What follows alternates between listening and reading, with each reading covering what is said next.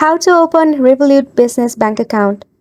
For this, you have to go ahead and open a browser, anything that you prefer. Here I've selected Google. So right here, go ahead and select for Revolut. Then tap on the first suggestion, that is your Revolut business. Then this is the official page and this is what it looks like. Then tap on Join Now. Wait for the page to load. Here you have three options, that is create a corporate account, freelancer account and join a company from invitation.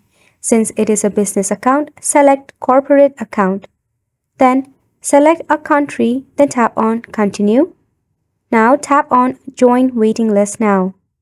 Enter your email address. Then simply tap on the continue bubble at the bottom of your screen. Now once you do that, you will be sent an email notifying that you are on the wait list. So you can go ahead and share this invite link to all of your friends that you want to invite in your business account. Isn't it simple? Make sure to go ahead and give this a try, and thank you so much for watching.